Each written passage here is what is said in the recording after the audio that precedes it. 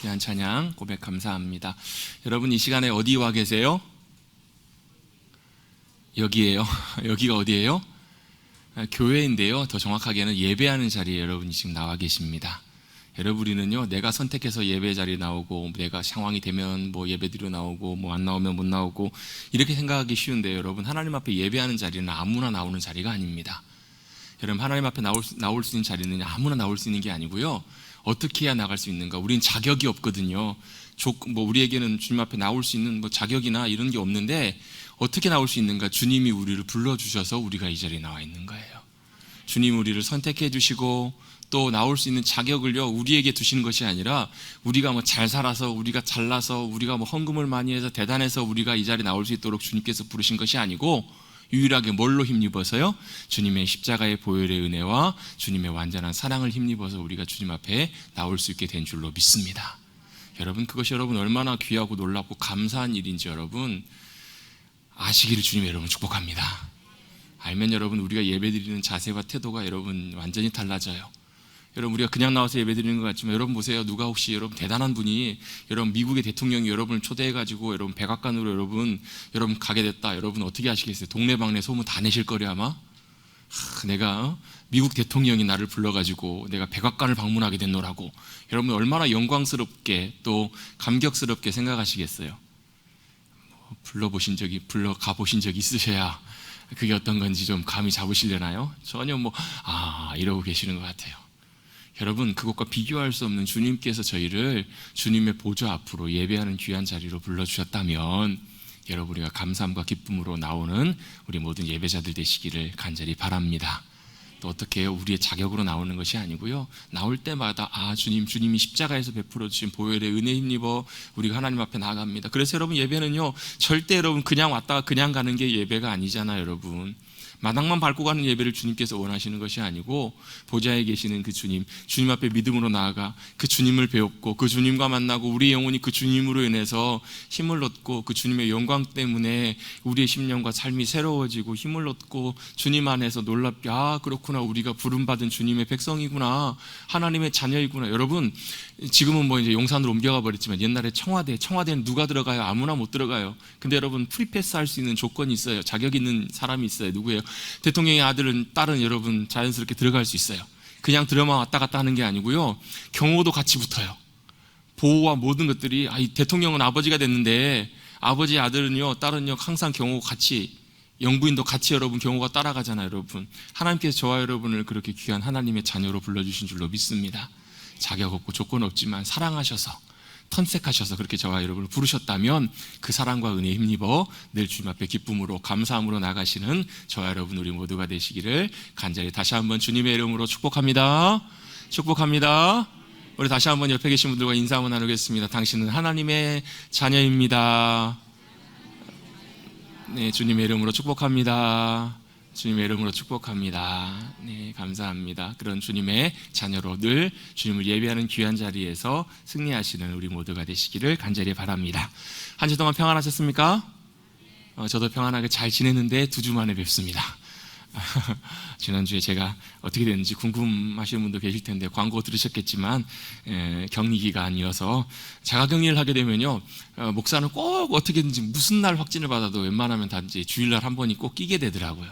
그래서 어쩔 수 없이 지난 한 주간 제가 자리를 비우고 원로 목사님께서 예배 인도해 주셨습니다.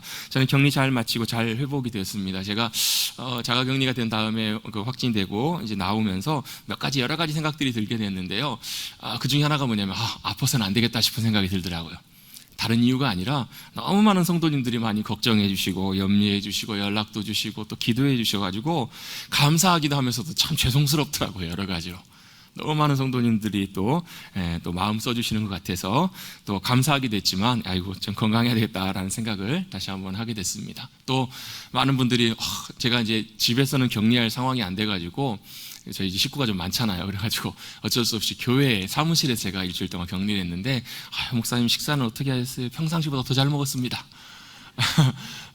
하루 이틀 첫날은 이제 제가 이제 가서 밥 준비해 가지고 밥 해 먹고 이렇게 반찬 먹었는데, 그냥 얼마나 많은 분들이 반찬도 챙겨다 주시고 막 맛있는 것도 갖다 주셔가지고 한 2주 격리하면 아마 살이 한 5kg 찔 것 같더라고요.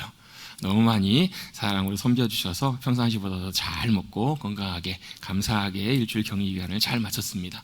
심한 증상이나 이런 것 없이 평상시 한 몸살 감기 정도 한 하루 이틀 정도 2-3일 정도 지나고 나서는 많이 괜찮아져서 괜찮았다 싶었는데 지나고 나니까 오늘 이제 예배를 오랜만에 처음 인도해 보니까요, 평상시에는 괜찮았는데 이렇게 찬양을 하고 말을 오래 하니까 이게 목에 약간 좀 불편함이 좀 있어서 가래도 좀 끼고 기침을 좀 한 번씩 하더라고요. 그래서 제가 이렇게 미리 말씀을 드립니다. 여러분 조금 평상시보다 좀 소리가 좀 듣기가 불편하시고 또 기침 한 번씩 하시더라도 이해해 주셨으면 좋겠습니다. 빨리 잘 건강 잘 회복해서 또 잘 섬기고 또 잘 함께 또 나아가도록 하겠습니다. 여러분 아마 이 가운데서 이제 코로나 앓으시고 격리되시고 지나가신 분들도 많이 계시겠지만요, 또 한편으로는 또 자유한 마음도 좀 들어요. 당분간 이제 면역이 생겨서 아마 확진되지는 않겠지라는 생각도 들면서 이제 성도님들을 만날 때에도 조금 덜 부담스럽게, 사실 제가 그 연세 있으신 분들이나 또 아프신 분들 만나러 갈 때마다 되게 조금 사실 좀 조심스러웠거든요. 혹시라도 요즘은 누가 어디서 어떻게 이제 확진되는지를 모르기 때문에 잠복기나 아니면 제가 증상이 없는데 혹시라도 그걸 저를 통해서 또 연세 많으신 분들에게 이렇게 또 옮아가면 또 크게 또 어려움 겪을 수 있으니까 조심스러웠는데, 또 한편으로는 또 그런 자유함들이 좀 있어서 또 한편으로는 또 감사한 마음도 있었습니다. 또 무엇보다 더 감사한 건 하나님께서 저에게 일주일간의 강제 휴식, 강제 휴가를 주셨다라는 것입니다. 여러분, 그 휴식한다라는 것, 쉰다라는 것은요, 우리에게 항상 기대감을 주고 또 좋기도 하지만 한편으로는 또 어떤 마음이 있냐면, 한편 마음 반대편에는 또 좀 뭔가 걱정되기도 해요. 내가 쉬어서 되나? 내가 쉬면 다른 일은 어떻게 하지? 가정은 어떻게 하고 내 일터는 어떻게 하나? 내가 쉬면 다른 일들을 어떻게 하나? 이런 생각들과 마음들이, 부담들이 있어요. 왜요? 우리는 죽을 때까지 열심히 살아가야 되는 것이 우리의 믿음의 본분이라고도 또 생각을 하거든요. 근데 여러분, 우리가 하나님께서 말씀하신 명령을 따라가게 살아갈 때, 여러분 주님께서 안식하라 명령하신 이 명령도 여러분 우리가 꼭 붙들어야 될 굉장히 중요한 말씀이에요. 안식하라, 안식한다는 말은요, 그냥 쉰다라는 이런 의미보다도 멈추라는 뜻이거든요. 뭘 멈추라? 내가 하는 일을 잠깐 멈추고, 내 계획을 멈추고, 내 노력을 멈추고, 내 수고를 멈추고, 내가 하는 모든 일들을 멈추고, 또 심지어는 뭐까지도요? 내 염려나 걱정이나 근심이나 이런 모든 것들도 멈추라. 그래서 여러분, 안식하기 위해서는 꼭 필요한 것이 있습니다. 안식을 위해서는 진짜 중요한 전제 조건이 하나 있는데, 그게 뭐가 필요하냐면 믿음이 필요합니다. 왜 안식에 믿음이 필요하냐면요, 내가 안식할 때, 여러분 보세요, 세상에서는요, 내가 쉬면요, 옆에 있는 사람들, 같이 달려가는 사람들이 앞으로 다 우르르 달려갑니다. 그렇잖아요, 여러분. 학교에서 여러분 공부 열심히 하는데 쉬면 그래요. 제가 부끄럽게 제 얘기를 해서 죄송하지만요, 제가 고등학교 3학년 때 반장이었습니다. 왜냐하면 고등학교 3학년 때는 다들 반장을 안 하려고 그러더라고요. 공부한다고. 제가 초등학교 때부터 다 앞에다가 부자만 붙이고 있었거든요. 부반장, 부회장, 부자만 하다가 처음으로 고등학교 3학년 때 알지도 못하는 친구가 추천을 해가지고 처음으로 반장이 됐어요. 지금이야 좀 다르지만 예전에는 고3 때는 다 공부한다고 아무도 반장 안 하려고 할 때 반장이 됐거든요. 근데 이제 반장이 됐는데, 저희는 학교가 이제 주일날도 항상 아침부터 가가지고 저녁까지 이제 자율학습을 가야 되는 학교였어요. 근데 주일날은 저는 뭐 했을까요? 예배를 드리러 가야 되잖아요. 그래서 선생님한테 가가지고 반장임에도 불구하고 선생님, 저는 교회를 가야 되겠습니다. 학교를 못 오겠습니다. 그랬더니 선생님이, 야, 반장이 어떻게 모범이 돼야지, 이러면서 막 혼내시기도 하시고 막 어르시기도 하시고 이렇게 하셨는데, 결국은 제가 이제 학교를 가지 않았어요. 여러분 보세요, 생각해 보세요. 일반적인 경우라면 여러분 다른 친구들 열심히 공부하고 있을 때, 여러분 주일 하루 여러분 쉬면서 또 예배드리고 이렇게 집에 와 있으면 여러분 마음이 어떨까요? 한편으로 인간적인 마음으로 보면 다른 친구들 열심히 공부하고 있을 때 나도 뒤처지지 않을까, 이런 생각들 마음이 들 수 있겠죠. 여러분, 이건 비단 제 공부의 문제이기도 하고 일이기도 하지만, 여러분 다른 일도 마찬가지잖아요. 다른 사람들이 열심히 하고 있을 때 내가 멈추면 손해보는 것 같고, 내가 믿음으로 순종하면 뭔가 손해보는 것 같은데, 여러분 믿음으로 내가 멈추기 시작할 때 누가 역사하시는 것을 믿음으로 기대할 수 있냐면, 그것들을 주님이 역사하시고 일해 가시는 것들을 보게 된다라는 거예요. 여러분, 그래서 안식은 전적으로 여러분 믿음을 전제로 해요. 내가 믿음으로 멈출 때 내 모든 일이, 내 수고와 내 노력, 내가 하는 모든 일들이 결국은 뭘 고백하는 것이 믿음이기 때문에 그러냐면요, 내 손에 있는 것이 아니라 주님의 손에 있습니다라고 고백하는 것이 바로 믿음이기 때문에 안식은 믿음을 전제로 한다라는 거예요. 여러분, 이거는요 실제로 내가 경험해 봐야 그렇게 믿음으로 의지하게 되더라고요. 내가 실제로 맛보고 경험해 봐야, 아 그렇구나, 내가 열심히 수고하고 노력하지만 내가 노력하고 수고한다고 되는 일이 아니고, 내가 주님께 맡길 일을 맡기고 내가 믿음으로 주님 앞에 의지하며 순종할 때, 내가 주님 안에 거하고 나는 주님이 주시는 안식과 평안함을 믿음 안에서 누리게 될 때 그 일이 진짜로 주님의 은혜 가운데 성취되는구나, 이걸 경험해가는 그런 믿음의 귀한 경험들이 우리의 삶을 놀랍게 믿음으로 이끌어 가시더라는 거예요. 여러분, 믿음 안에서 경험하시는 여러분들 되시길 주님의 이름으로 축복합니다. 여러분, 믿음은요 실제로 우리가 경험해 봐야 돼요. 여러분, 저도 휴가 가서도 심지어 그렇거든요. 저녁마다 가면 뭐 하냐면, 떠나가서도 CCTV 봐요. 교회 CCTV 보면서 혹시라도 뭐 불 켜진 데는 없나, 문 안 잠겨진 데는 없나, 누가 뭐 이상한 사람 왔다 간 사람 없나, 다 일일이 확인을 해요. 근데 하나님께서 일주일 동안 완전히 딱 모든 것을 딱 스탑하게 하시는 거예요. 모든 것을 다 멈추게 하시는 거예요. 아, 그러면서 그렇구나, 내가 하는 것이 아니라 주님이 온전하게 역사하시도록 믿음으로 의지하는 것, 맡기는 것, 그게 진정한 안식임을 우리에게 주님께서는 깨닫게 하시고 가르쳐 주기를 원하시는 줄로 믿습니다.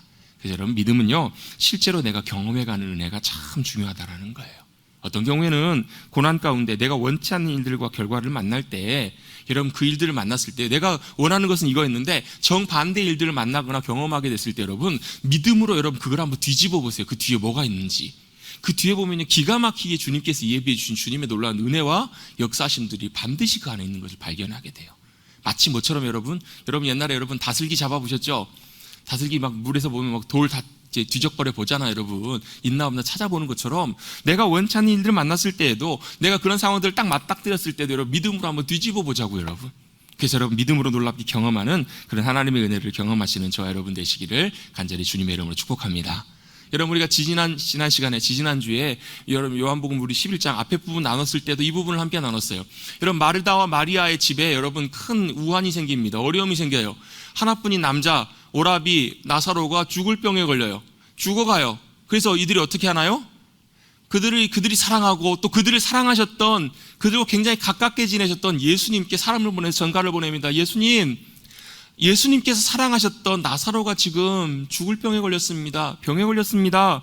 주님 어떻게 해요? 사랑하신 자가 병들었습니다. 이렇게 간단하게만 얘기를 해요. 왜 이렇게 간단하게 얘기했을까요? 왜 이렇게 간단하게 얘기했을까요? 그들에게는 뭐가 있었기 때문에, 예수님을 향한 신뢰와 믿음이 있었기 때문에 이렇게 얘기한 것 같아요. 왜요? 아, 예수님께서 모든 상황을 아시기 때문에 우리의 형편과 처지대로 오셔서, 주님께서 빨리 오셔서 나사로가 죽기 전에 분명히 주님이 무언가를 해주실 거야. 주님이 고쳐주실 거야. 아멘? 여러분, 주님께서 고쳐주실 거 믿으세요? 진짜로 믿으세요?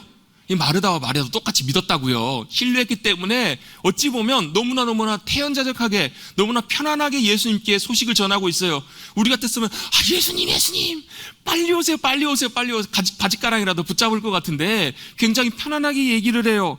물론 차분하게 얘기한 그 고백 속에 어떤 마음인지 다 알 수는 없지만, 이렇게 그냥 주여 보십시오, 주님께서 사랑하시는 나사로가 병들었습니다, 이렇게만 얘기한 걸 놓고 볼 때는 아마 그들은 예수님을 향한 분명한 기대와 믿음과 소망, 그런 것들이 분명히 있지 않았을까. 그렇기 때문에 어쩌면 이렇게 했을 수도 있겠다, 이렇게 고백했을 수 있겠다라는 것을 짐작해 볼 수 있어요. 그런데 여러분, 그들은 어때요?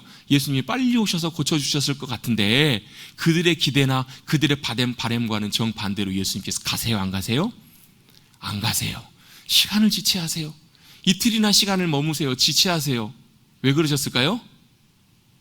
그들의 기대와 그들이 원하는 것과 예수님이 행하실 일들이 달랐기 때문에 그래요. 예수님이 그들 가운데 나타내 주기를 원하시는 일들과 달랐기 때문에 그래요. 아니면 그 마르다와 마리아는 기대했을 거예요. 예수님이 직접 오셔서 고쳐주신지, 아니면 멀리 계시더라도 백부장의 이야기처럼 말씀으로라도 고치셔서 나사로를 살려주실 거야, 이런 믿음과 기대를 예수님은 아시는지 모르시는지 전혀 상관없이, 어쩌면 나사로가 죽어가게 될 때, 아파 있다가 점점 증세가 악화돼서 죽어가게 될 때, 어찌 보면 예수님이 언제 오시나 빨리 오시나, 어떻게 주님 역사하지 않으실까 발만 동동 구르고 있었던 예수님, 그들의 간절함과 기대와 상관없이 신경을 안 쓰시는 듯이 예수님은 그렇게 행동하시는 모습을 보면서 어찌 보면 마르다와 마리아가 상처가 되지 않았을까, 어찌 보면 실망하고 마음이 괴롭지 않았을까라고 우리는 짐작해 볼 수가 있다라는 거예요. 그런데 여러분, 거기에는 뭐가 있었어요? 예수님의 다른 계획과 행하심들이 있었다라는 거예요. 그걸 뭐라고 예수님 표현하고 계시냐면요, 이 병은 죽을 병이 아니다, 하나님의 영광을 위한 것이다 라고 주님 말씀하세요. 여러분, 우리 생각 속에, 계획 속에 우리가 예측치 못한 일들, 또 우리가 기대하는 일들과 반대 일들이 일어나게 됐을 때 여러분, 우리는 어떻게 반응하나요? 때때로 낙심이 되기도 해요. 그것 때문에 마음에 상처를 받기도 해요. 마음이 무너지기도 해요. 참 마음이 불편하기도 해요. 때때로 어떻게 하나님께 원망하기도 해요. 그런데 그 일 가운데는요, 우리가 믿음으로 뭘 기대하고 바라보아야 되냐면 바로 주님이 행하실 일, 주님이 나타내실 영광을 우리가 믿음으로 기대해야 된다라는 거예요. 예수님 바로 가시지 않으세요. 여러분, 물론 예수님께서 유다로 다시 돌아가시는 것은 제자들이 우려하는 것처럼 예수님 방금 전까지도 유대인들이 우리를 돌로 쳐 죽이려고 했잖아요. 예수님께서 그 위협 때문에 안 가신 것은 아니셨잖아요. 왜요? 예수님께서 위협 때문에 안 가신 것이었으면 안 가셨어야죠. 그런데 예수님께서는 시간을 지체하신 후에, 언제요? 나사로가 완전히 죽은 후에 그 다음에 길을 떠나서 그곳으로 가시는 것을 보게 돼요. 하나님의 타이밍, 하나님의 때였기 때문에 그렇습니다. 여러분, 우리의 때와 하나님의 타이밍이 다를 때가 있어요. 하나님의 때와 우리의 때가 다를 때가 있지만 하나님께서 영광 가운데 주님의 일들을 나타내시기 위해서는 주님의 때에 일하시는 분이심을 기억하시기를 간절히 주님의 이름으로 축복합니다. 내 뜻대로 일이 진행되지 않을 때, 때로는 그것이 죽음과 같은 괴로움의 일일지라도 여러분, 나중에 다 보고 나서는 그게 그래서 그렇구나 알 수 있지만 그 과정 속에서는 사실 우리가 그 뒤에 어떤 일이 일어날지 예측하기는 어려워요. 그래서 여러분, 우리가 주님을 신뢰하는 믿음이 필요하다는 거예요. 믿음으로 여러분 기대했을 때 주님은 마지막에 최종적으로, 결론적으로 어떤 일을 이루세요? 단순히 병을 고치시는 것이 아니라 어떤 일을 이루세요? 죽은 자도 살리실 수 있는 주님이시라는 것을 그들을 경험하게 하시더라는 거예요. 이 놀라운 믿음의 경험을 주님께서 하시게 하기 위해서, 이걸 보여주시기 위해서 주님께서는 시간을 지체하셨던 거예요. 자, 오늘 본문의 17절 말씀에 예수님께서 도착하셨을 때 상황들을 말씀해 주고 있습니다. 우리 17절 말씀 다 같이 한 목소리로 같이 한번 읽어봅니다. 시작.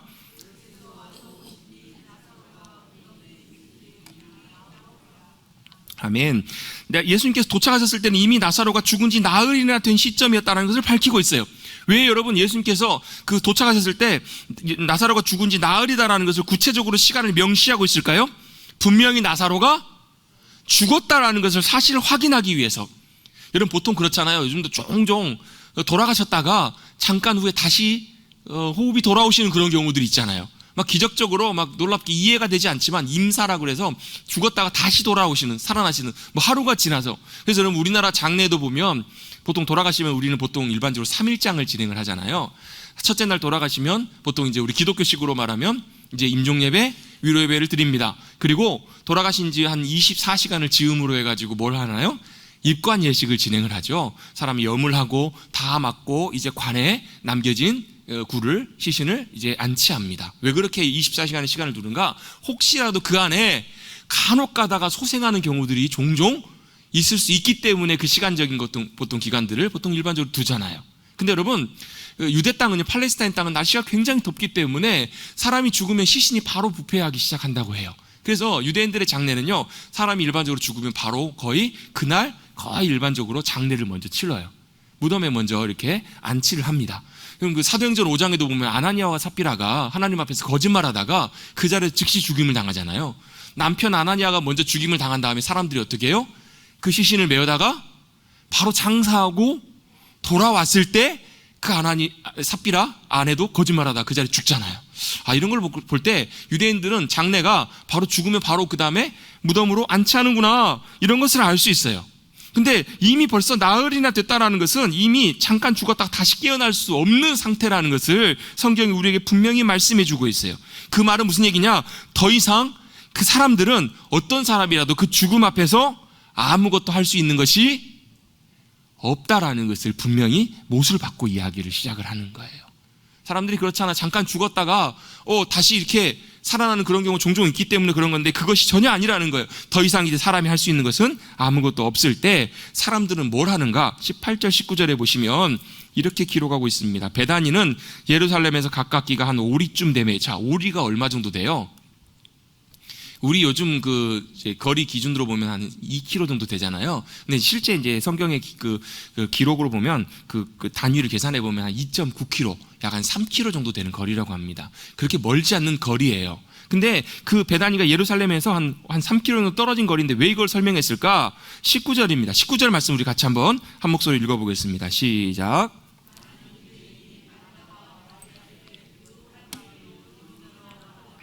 이걸 얘기를 하기 위해서 설명을 한 것 같아요.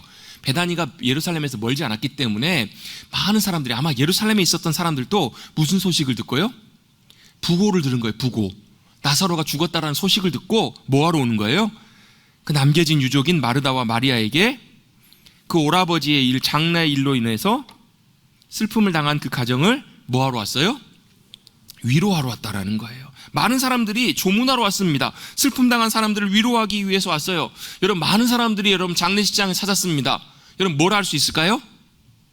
아마도 죽은 나사로나 또 마르다와 마리아가 평상시에 많은 사람들에게 아마 선한 또 인정받는 좋은 사람으로 평가받는 사람들이지 않았을까라고 이렇게 짐작해 볼 수가 있잖아요, 여러분. 그래요. 많은 사람들이 위로하러 왔어요. 근데 이 사람들이 뭐하러 왔는가? 많은 사람들이 왔어요. 그것 자체만 놓고 볼 때면 한편으로는 좋겠지만, 여러분, 그 사람들이 온 목적과 이유는 딱 한 가지예요. 뭐하러 왔어요? 위문하러 왔다라는 거예요. 위로하러 왔어요. 왜요? 이들이 지금 큰 슬픔을 당했기 때문에. 그 오라비 나사로의 죽음으로 인해서 큰 슬픔과 어려움 가운데 있기 때문에 그 사람들을, 그들을, 가족들을 위로하기 위해서 이들은 그 목적으로 이곳에 찾아온 거예요. 많은 사람들이 위로하러 왔습니다. 근데 여러분, 그거 아세요, 여러분? 이런 여러분 죽음 앞에서 당하는 큰 위로가요, 큰 슬픔이, 큰 고통이 사람들의 말과 위로와 격려를 통해서 위로가 되긴 하지만 그것은 한시적이고 제한적이라는 거. 여러분, 그게 위로가 실제적으로 본질적으로는 잘 안 되는 경우가 너무너무 많아요. 어느 정도는 힘을 얻을 수 있고 도움이 될 수 있겠지만, 왜요? 그 사람들의 위로 자체가, 그 사람들이 오는 것이 여러분 그 슬픔의 근본적인 이유와 원인과 그 문제를 해결할 수가 없기 때문에 그래요. 그런데 여러분, 여기에 많은 사람들이 위로하러 왔는데요, 딱 한 분만 다른 목적으로 이곳에 오신 분이 계세요. 그분이 누구세요? 예수님이세요.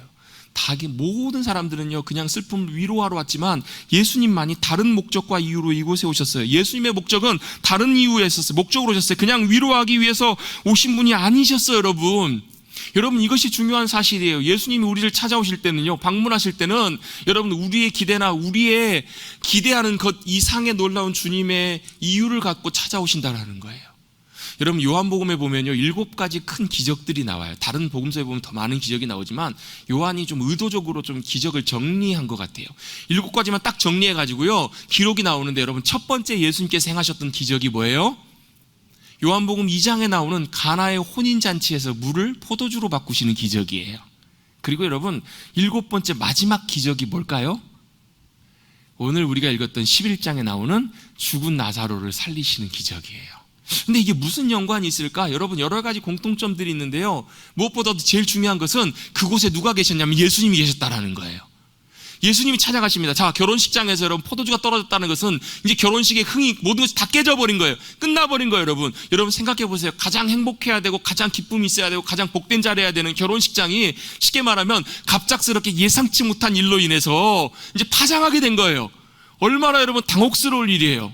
얼마나 신랑 신부 입장에서 보면 인생의 첫 시작, 부부로 시작하는 첫 시작이 여러분 완전히 어찌 보면 어그러질 수 있는 참 답답하고 난감한 상황 속에서 주님께서는 그곳에서요 그 문제를 해결하시는데 어떻게 해결하시냐면 사람이 상상할 수 없는 방법으로 해결을 하세요.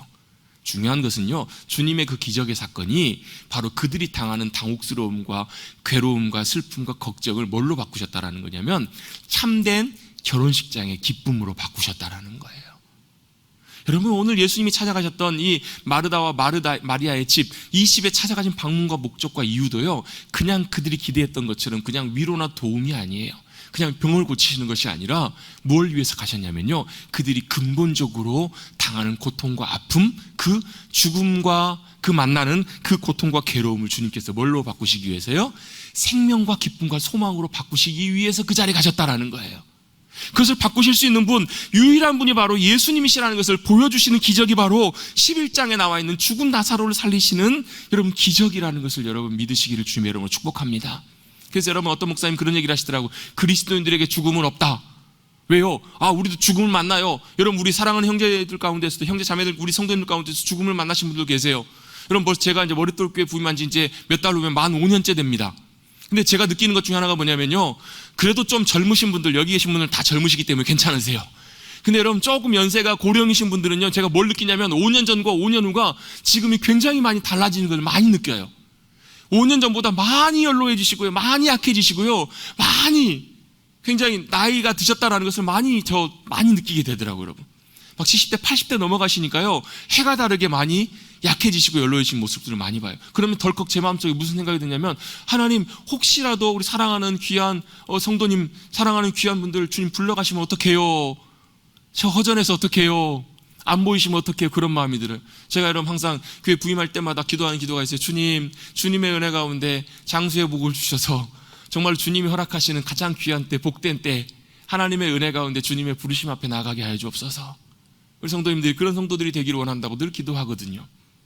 갑작스럽게 여러분 우리가 죽음을 만났을 때 굉장히 당황스럽고 굉장히 여러분 굉장히 곤란할 수가 있잖아요. 그 슬픔과 충격이 너무너무 크잖아요. 근데요, 주님께서는 그걸 바꾸시기 위해서 마리아의 집에 찾아가신 거예요. 여러분 바로 그걸 보여주시는 기적이 바로 오늘 나오는 기적이에요. 그래서 그리스도인들에게 죽음은 없어요. 왜요? 죽음을 만나기도 하지만 왜요? 주님께서 그 죽음을 뭘로 바꾸셨기 때문에, 부활과 생명으로 바꾸셨기 때문에 그런 거예요. 할렐루야. 주님은 바꾸셨습니다. 뭘 바꾸셨어요? 사람들은요, 위로할 수밖에 없어요. 그 상황 앞에서. 왜? 할 수 있는 것이 없기 때문에. 위로하고 격려하고 이것을 위해 사람들은 오지만 주님이 오시는 목적은 달랐어요.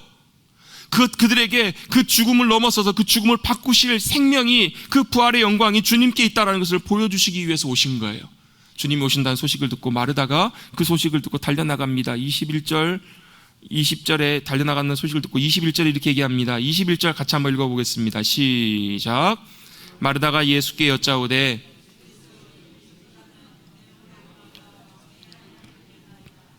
아멘. 예수님 오신다는 소식을 듣고 마르다가 열심히 달려갑니다. 예수님 맞이합니다. 그리고 한 얘기가 이거예요. 무슨 얘기예요?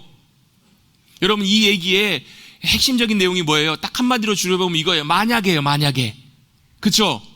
만약에 예수님께 이런 고백을 하고 있어요. 예수님, 만약에 주님께서 여기 계셨더라면 내 오라비가 죽지 않았다라는 것을 알았을 거라는 것을 마르다는 뭐 하고 있어요? 믿고 있는 거예요. 믿고. 마르다에게 믿음이 있어요, 없어요?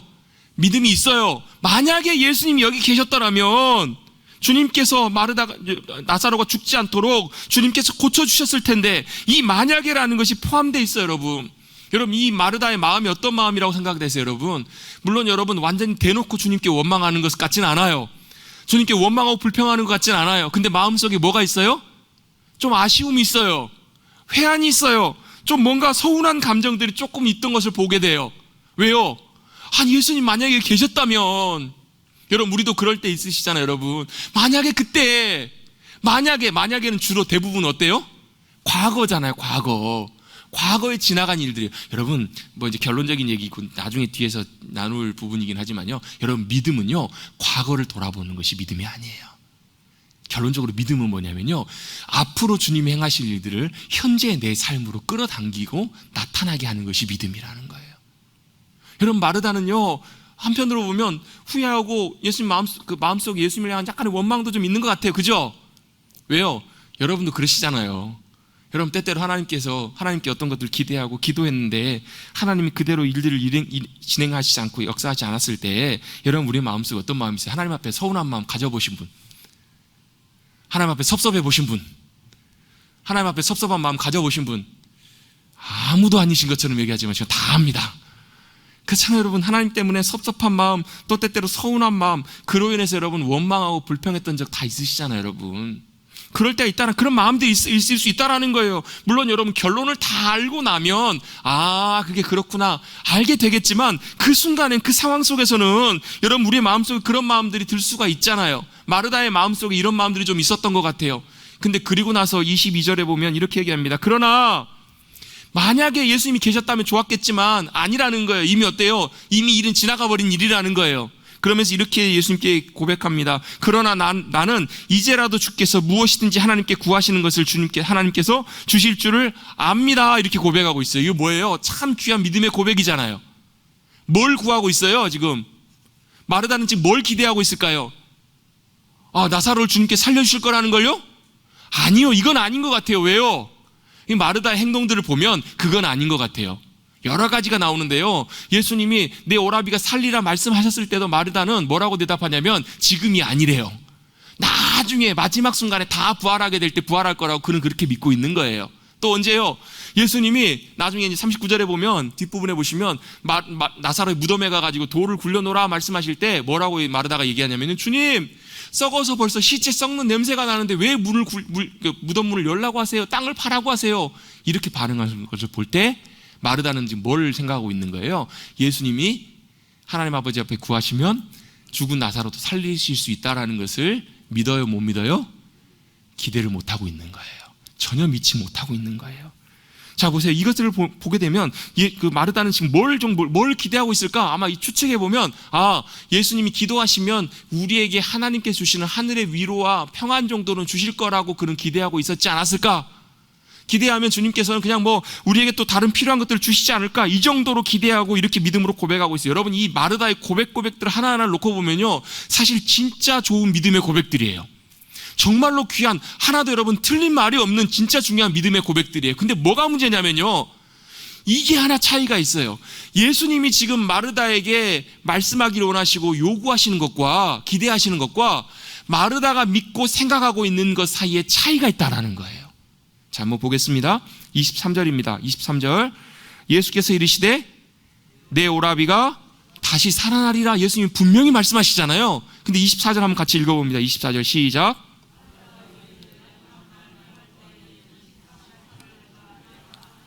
아멘. 이 말도 맞는 말이에요. 여러분, 사람이 죽으면 어떻게 돼요? 사람이 죽으면요, 우리의 육신은 흙으로 돌아갑니다. 금방 흙이 돼요. 화장하면 금방 돼요. 근데 우리의 영혼은 어떻게 되냐면요, 하나님의 자녀들은요, 낙원이라고도 표현되어 있고요, 아브라함의 품이라고도 표현되어 있어요. 그곳에서 뭐예요? 성경에서 보면 잔다라는 표현이 많이 나오잖아요. 안식해요. 잠을 자는 것처럼 편안하게 안식하면서 쉼을 누려요. 마치 주님의 품에 앉아있는 것처럼 안식하다가 언제요? 데살로니가전서 4장에 나오는 것처럼 주님께서 천사장의 호령소리와 함께, 주님의 호령소리와 천사장의 소리와 나팔소리와 함께 주님이 다시 오실 때, 그때 어떻게 해요? 잠들어 있던 모든 영혼들이 깨어나서 어떻게 해요? 예수님처럼 그 죽었던 없어졌던 육신도요, 영광스러운 형체로 완전히 변화되는 부활의 놀라운 영광에 참여하게 될 거다라고 주님이 말씀하세요. 사실 오늘 시간이 좀 있으면 사람이 죽으면 어떻게 되고 부활의 영광들이 어떻게 역사하는가, 이것들 제가 전에도 한번 설명드린 적 있지만 한번 좀 찬찬히 좀 설명드리면 좋겠지만, 시간 관계상 간단하게만 설명드리면 그래요. 주님이 다시 오실 때 영광스러운 부활의 형체로, 모습으로 완전히 변화돼요. 왜 우리 사람의 육신이 흙으로 가버렸는데 어떻게 해요? 그때 되면요, 흙이, 바다가, 산이 그때 다 내놓는다고 설명을 해요. 왜요? 예수님이 그런 모습으로 부활하셨으니까. 예수님이 영으로만 부활하신 것이 아니라요, 영광스러운 형체로 부활하셨으니까. 왜요? 그게 원래 하나님께서 창조하셨던 창조의 본 모습이기 때문에 그렇게 부활의 영광의 모습으로 창조하실 것, 회복되실 것을 주님이 약속하고 계신 거예요. 그 말이 맞아요. 마르다의 말이.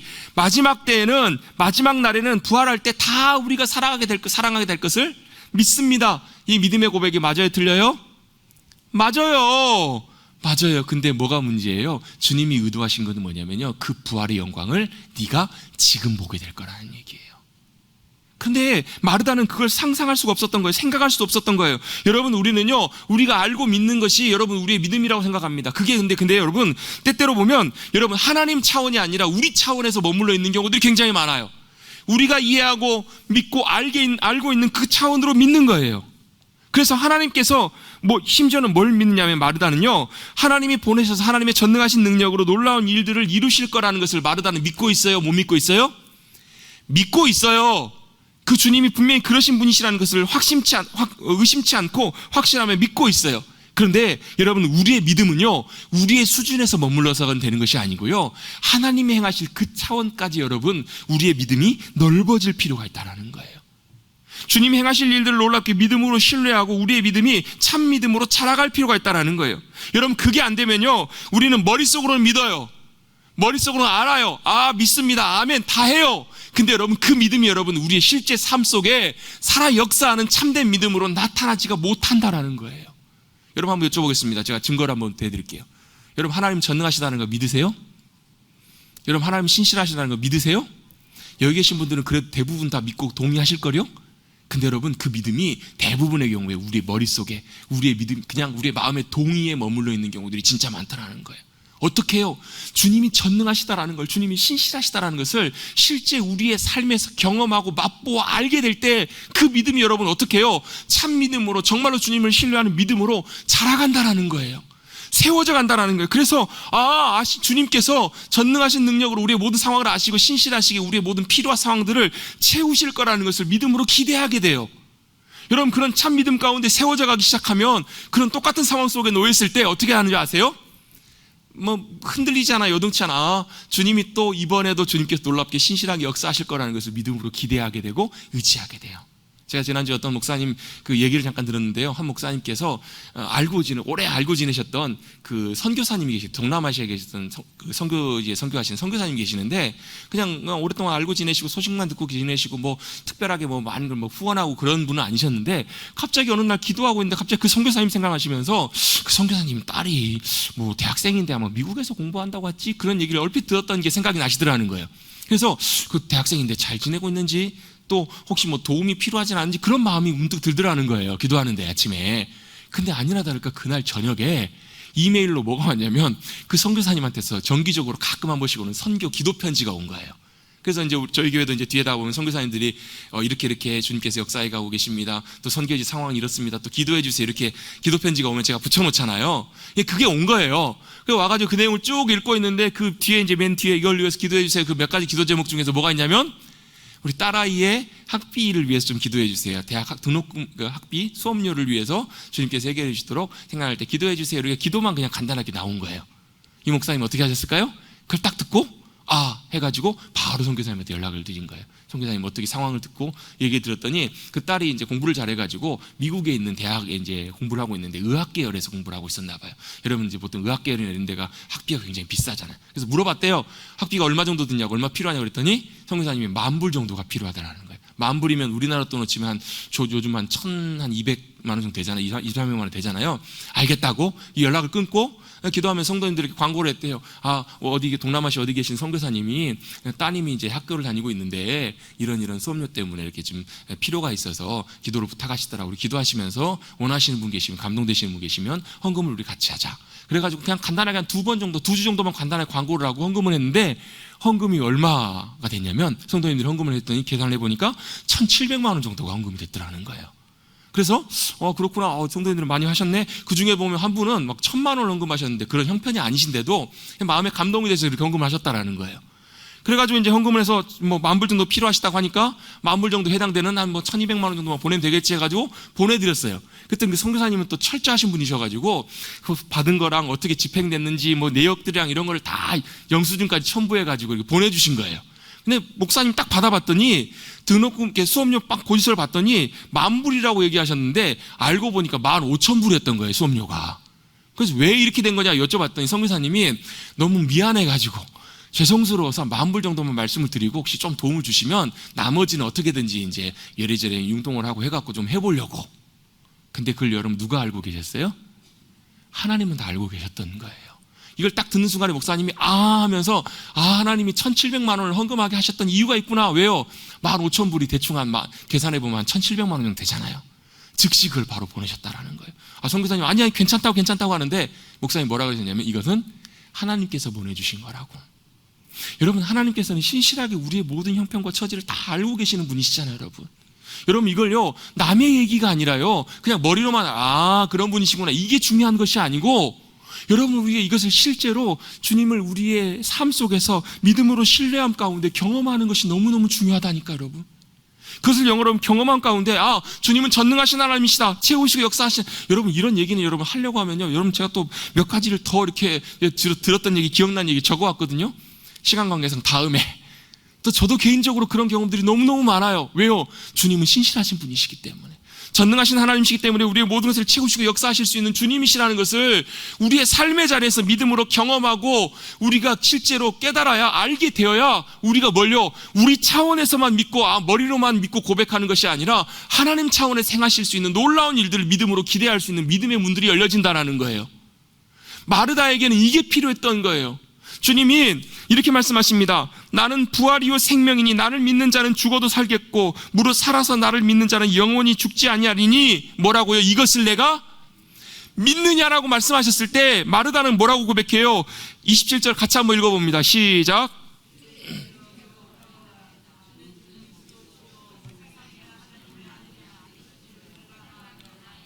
아멘. 믿는다라고 고백했어요. 뭘요? 이 믿음의 고백 하나하나는 정말로 귀한 믿음의 고백이에요. 중요한 고백이에요. 근데요, 마르다가 놓쳤던 것이 있어요. 뭐예요? 지금 행하실 주님의 놀라운 일들을 믿음으로 기대하지 못했던 거예요. 주님이 진짜 행하시길 원하셨던 건 뭐예요? 나는 부활이요 생명이니 나를 믿는 자는 죽어도 살겠고, 미래에 이루어질 일이 아니라 그 일을 주님께서는 지금 우리의 삶의 자리 가운데 이루어 주기를 원하셨던 거라는 거예요. 여러분, 이것이 진짜 믿음입니다. 여러분, 믿음은요, 주님 행하실 나중의 일이 아니라, 주님 행하실 막연한 일이 아니라, 주님 행하실 나중에 다른 사람의 일이 아니라, 주님이 행하셨던 2000년 전에 행하셨던 이 성경에 기록되어 있는 이 일이 아니라, 과거에 지나가 버린 일이 아니라, 기록된 그냥 글이 아니라, 여러분, 이 행하실 놀라운 일들을 주님은 믿음 안에서 오늘을 살아가는 우리의 삶의 자리 가운데 나타내기를 원하시는 주님이신 줄로 믿습니다.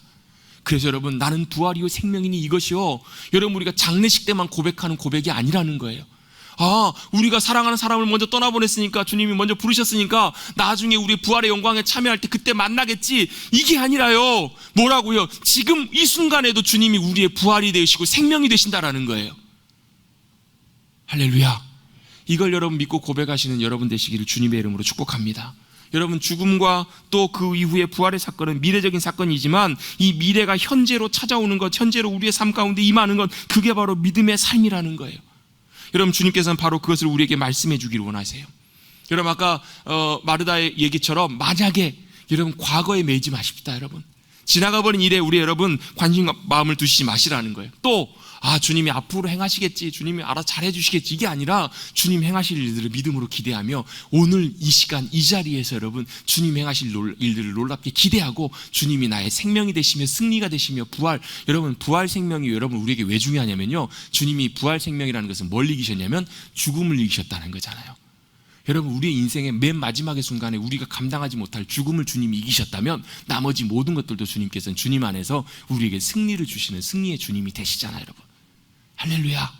부활의 놀라운 생명과 승리가, 여러분, 그래서 여러분 우리가 죽음을 향해서 우리가 나가고 인생이지만, 여러분 거기에 주님이 뭘 주신다고? 승리를 주셨다라는 거예요. 여러분, 믿으시는 분만 아멘 하십시오.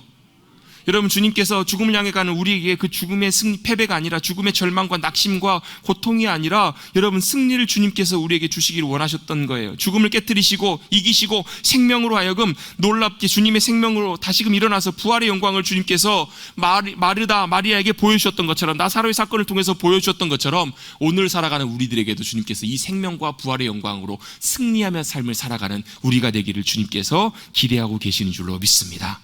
2000년 전에 기록된 이 말씀이 그냥 그 시대 옛날의 이야기가 아니라 지금 살아가는 우리의 삶 가운데, 믿음 가운데 나타나지 않는다면 우리의 믿음과 신앙은 여전히 공허할 수밖에 없어요. 교회는 힘을 잃을 수밖에 없어요. 교회 가운데 여러분 전혀 생명이 나타날 수가 없다는 거예요. 여러분, 실제로 그 주님의 놀라운 영광과 부활과 생명을 나타내는, 보이고 경험하는 귀한 믿음의 백성들 우리 모두가 되시기를 주님의 이름으로 축복합니다.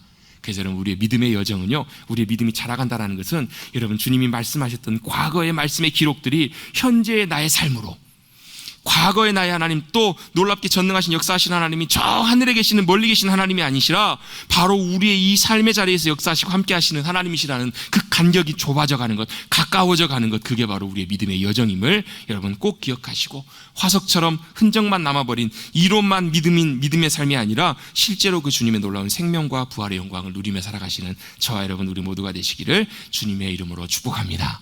다시 한번 믿음으로 고백합니다. 나는 부활이요 생명이니 나를 믿는 자는 죽어도 살겠고, 무릇 살아서 나를 믿는 자는 영원히 죽지 아니하리라. 아멘. 우리도 언젠가는 육신은 죽을지 몰라요. 그러나 주님께서 영원히 죽지 않는 생명을 우리 가운데 주셨음을 늘 기억하시고, 우리의 처해 있는 삶, 여러분 진짜 기적은요, 여러분 우리 앞에 죽어있는 사람이 살아나는 것이 아니라 죽은 자도 살리실 수 있는 주님이 우리 가운데 함께하고 계신다는 것이 기적이에요. 여러분, 아무것도 일어나지 않는 것처럼 보여도 여러분 그 주님의 놀라운 부활 생명과 승리를 우리가 믿음으로 기대하고 품고 살아가는 것, 그것 자체가 여러분 기적이라는 거예요. 여러분, 그 기적, 그 믿음이 우리 가운데 있을 때 여러분, 우리 앞에 어떤 일이 일어나도 여러분, 우리가 기대할 수 없는 어떤 우리가 예상하는 일과 전혀 상관없는 일들이 일어날지라도 그것이 우리의 후회나 회한이나 원망이 아니라 여러분, 믿음으로 고백할 수 있는 귀한 믿음의 순간이 될 수 있음을 늘 기억하시고 그 모든 삶의 자리에서 믿음 안에서 승리하며 나가시는 저와 여러분 되시기를 주님의 이름으로 축복합니다. 주님, 우리의 승리가 되십니다. 부활과 생명이 되심을 꼭 기억하시고 오늘 살아가는 이 자리에서 이 순간 우리가 그 승리와 생명을 누리시는 저와 여러분 되시기를 다시 한번 주님의 이름으로 축복합니다. 하나님 아버지 감사합니다. 오늘도 주님을 예배하는 귀한 자리로 저희를 나오게 하여 주시고 주님의 은혜에 힘입어 주님 앞에 서서 주님의 음성에 귀 기울이게 하시니 감사를 드립니다. 우리의 믿음이 참된 믿음, 경험되는 믿음, 살아 역사하는, 그래서 지금 이 순간에도 부활이요 생명이신 그 주님을 맛보며 누리며 살아가는 우리 모두가 될 수 있도록 주님 우리에게 은혜를 더하여 주시옵소서. 우리가 나중에 죽은 다음에 맛보게 될 부활의 영광과 부활의 놀라운 소망뿐만 아니라 지금 우리에게 이 순간에 주님께서 임하셔서 사망 권세 깨뜨리시고 죽음도 이기시고 우리의 진정한 부활과 생명이 되시는 그 주님이 우리의 승리임을, 우리의 능력임을 다시 한번 믿음으로 고백하며 그 주님과 함께 우리의 삶의 자리에서도 부활의 영광과 승리 가운데 승리하며 나가는 우리의 복된 삶이 되게 하여 주시옵소서. 감사드리며 예수님의 이름으로 축복하며 기도드리옵나이다. 아멘.